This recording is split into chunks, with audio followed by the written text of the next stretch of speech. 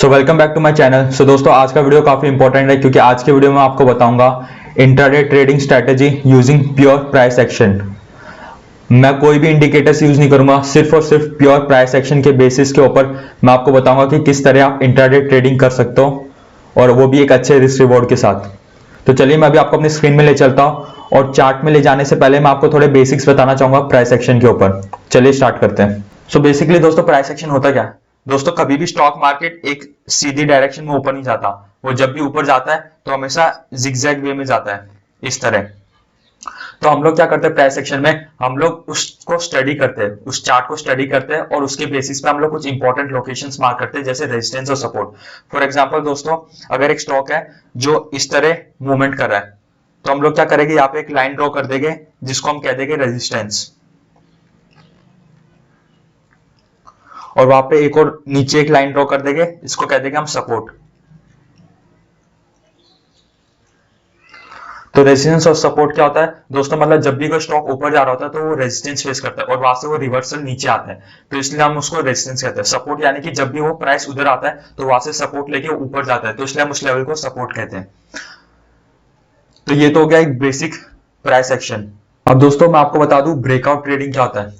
अब दोस्तों, आप लोगों ने बहुत बार सुना होगा ब्रेकआउट के बारे में। ये ब्रेकआउट और ब्रेकडाउन एक्चुअली होता क्या है?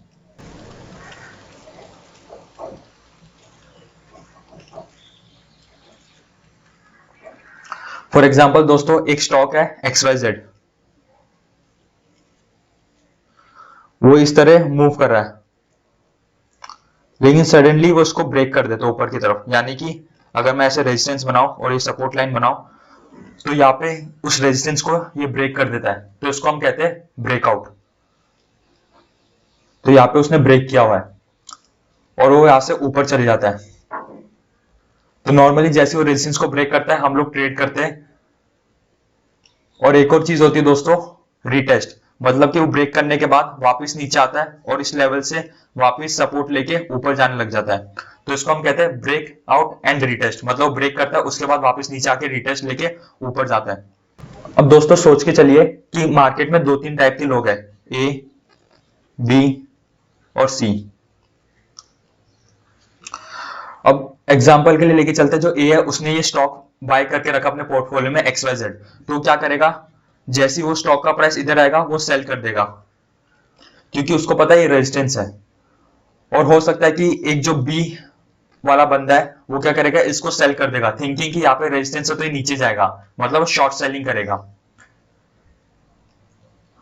तो ये दोनों यहाँ पे सेल करते हैं, थिंकिंग कि अब ये नीचे जाएगा।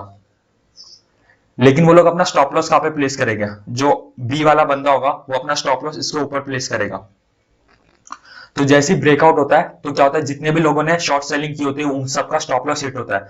अब दोस्तों शॉर्ट सेलिंग में क्या होता है, हम पहले सेल करते हैं, उसके बाद हम लोग बाय करते हैं, ठीक है।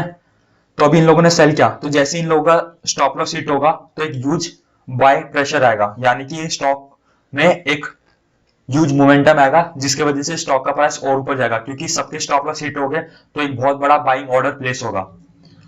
तो इस वजह से ब्रेकआउट रेट्स होते हैं। और रीटेस्ट क्या होता है दोस्तों? फॉर एग्जांपल जैसे ही ऊपर गया वापस नीचे आया, तो जो पर्सन ए होगा वो क्या सोचेगा कि मैंने गलती कर दी थी, मैंने इसको इधर सेल करके, मुझे इधर सेल नहीं करना था। तो वो वेट करेगा कि बस कैसे करके नीचे आ जाए तो मैं इसको बाय कर लूंगा।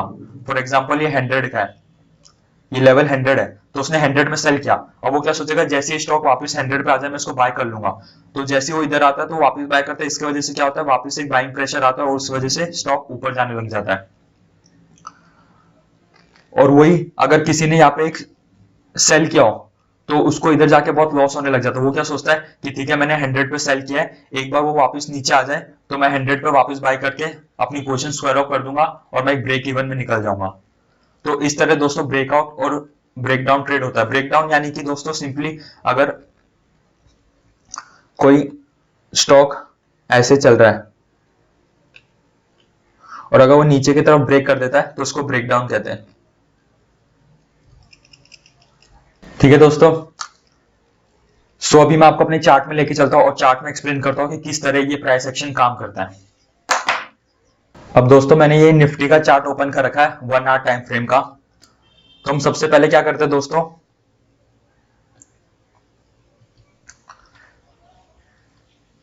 ट्रेंड लाइन ड्रॉ करेंगे। अगर मैं यहाँ पर आपको एक ट्रेंड लाइन ड्रॉ करके दिखाऊं तो आप देख सकते हो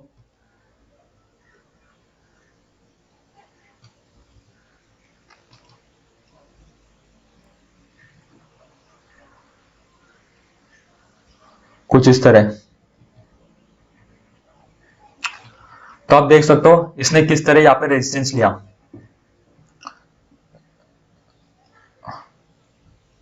ये वाला लेवल इसका फर्स्ट रेजिस्टेंस था, दूसरा रेजिस्टेंस इसने इधर लिया और थर्ड टाइम इसने इधर लिया।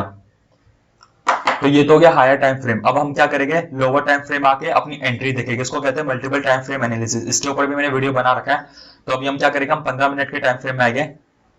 सो आप यहाँ पे देख सकते हो इसने यहाँ पे एक रेजिस्टेंस लिया है। तो हम क्या करेंगे, हम वेट करेंगे जैसे ही वो इस लेवल को ब्रेक करता है। यहाँ पे अगर मैं आपको एक छोटी सी ट्रेंड लाइन ड्रॉ करके दिखा दूं,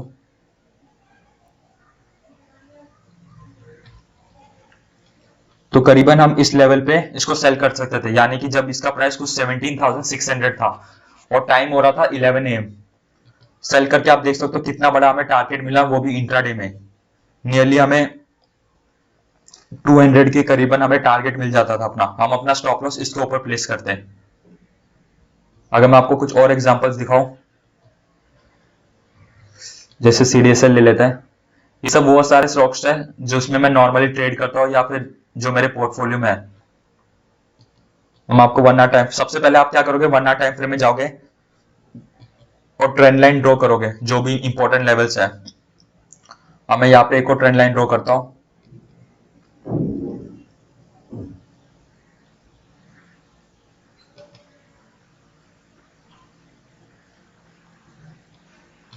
तो यहाँ पे आप देख सकते हो, यहाँ पे इसने रेजिस्टेंस लिया, यहाँ पे लिया, यहाँ पे लिया, यहाँ पे लिया और फाइनली इसने इधर जाके ब्रेकआउट किया। डेट है 13 दिसंबर, कल मॉर्निंग 9:15 AM में CDSL ने ब्रेकआउट दिया।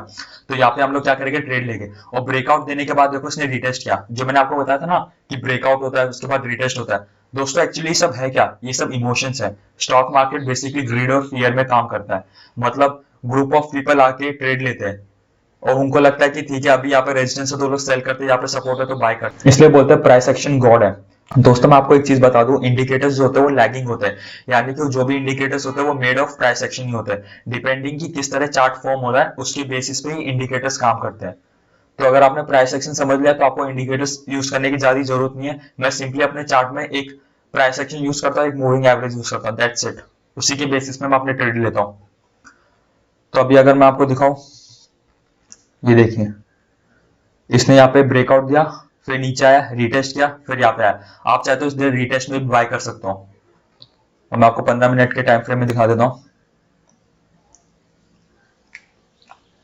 ये देखिए ब्रेकआउट देखिए, यहाँ पे जैसे इसने रिटेस्ट किया, यहाँ पे एक बुलिश कैंडल इसने क्रिएट की है, ये वाली। इधर आप लोग एंट्री ले सकते थे। नियरली अगर मैं बोलूँ आप 1600 के आसपास इसको बाय कर सकते थे। CDSL आपका स्टॉप लॉस क्या होता, इसके नीचे होता, यानी कि उस ट्रेंड लाइन के नीचे।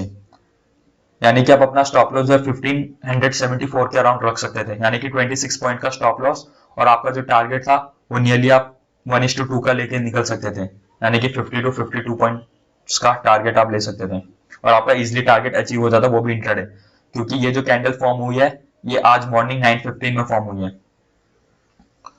ठीक है, तो इस तरह ब्रेकआउट और रिटेस्ट चीज काम करती है स्टॉक मार्केट में। अगर मैं आपको एक साइडवेज मार्केट का भी एग्जांपल दे देता हूं,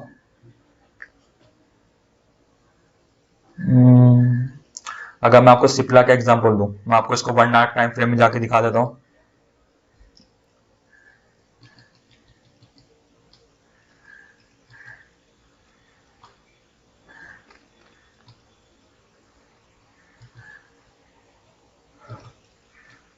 ये देखिए ये एक सिंपल एग्जांपल है साइडवेज मार्केट का। आप देख सकते हो जो सिप्ला है 1 आवर टाइम फ्रेम मैंने ओपन किया हुआ है, किस तरह साइडवेज मूव कर रहा है। यानी कि जब भी इसका प्राइस 1880 के अराउंड आता है तो यहाँ से सपोर्ट लेता है और यहाँ पे ये जो मैंने ड्रॉ कर रखा है ये रेजिस्टेंस है, यानी कि 1000। तो सिंपली आप लोग क्या कर सकते हो, जैसे ही 1880 के अराउंड आएगा आप इसको बाय कर सकते हो। टारगेट आपका 1000 के अराउंड हो सकता है और स्टॉप लॉस आप 10 to 20 पॉइंट्स का दे सकते हो इसके नीचे का। ठीक है, और अगर किसी भी डायरेक्शन में ब्रेक होता है, यानी कि अगर ऊपर जाता है ब्रेकआउट होता है, नीचे आके ब्रेक डाउन होता है, तो आप उस डायरेक्शन में भी ट्रेड ले सकते हो। इसे एज ए स्विंग ट्रेड लेने के लिए मैं बोलूंगा, क्योंकि अगर आप इसको 880 में बाय भी करते हो तो आपका जो 1000 का टारगेट है वो आपको एक दिन में नहीं मिलेगा, it will take nearly 1 to 2 weeks. Okay, अब दोस्तों जितने भी लोगों ने सिप्ला के शेयर्स बाय कर रखे हैं वो लोग क्या सोचते हैं कि जैसे 1000 में आता है तो स्टॉक नीचे गिरता है, तो वो लोग क्या करते हैं 1000 जैसे आता है तो सेल करने लग जाता है, उसकी वजह से आप एक सेलिंग प्रेशर आता है। फिर आप देखते हो कि जैसे इसका प्राइस 1000 के अराउंड आता है वो वहां से नीचे गिरने लग जाता है, क्योंकि वहां पे सेलिंग प्रेशर आता है। उसी तरह जैसे इसका प्राइस 1880 के अराउंड आता है तो लोग यहाँ पे बाय करने लग जाते हैं, क्योंकि उनको पता है कि यहाँ पे एक सपोर्ट है। तो इस तरह प्राइस एक्शन काम करता है। प्राइस एक्शन कभी मिटने नहीं वाला दोस्तों, 20-25 साल पहले भी प्राइस एक्शन काम करता है और अब भी काम करता है, क्योंकि दोस्तों लोगों की जो इमोशंस है टुवर्ड्स मनी वो हमेशा सेम रहते हैं। ग्रीड और फियर कभी भी स्टॉक मार्केट से जा नहीं सकता, तो आपको लोगों की इमोशंस को ट्रेड करना है कि किस हिसाब से लोग सोच रहे हैं। ठीक है, अब दोस्तों स्टॉक मार्केट में हर दिन दो लोग आते हैं, एक वो होते हैं जिनके पास पैसा होता है, दूसरे वो होते हैं जिनके पास एक्सपीरियंस होता है। जिस आदमी के पास पैसा होता है वो लॉस करके एक्सपीरियंस लेके जाता है, और जिस बंदे के पास एक्सपीरियंस होता है वो पैसा लेके जाता है।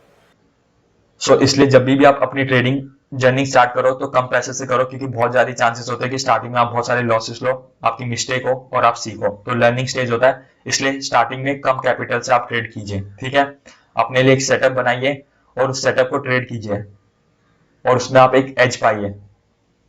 ठीक है दोस्तों, वीडियो पसंद आया तो लाइक कर दीजिए। Thank you so much friends.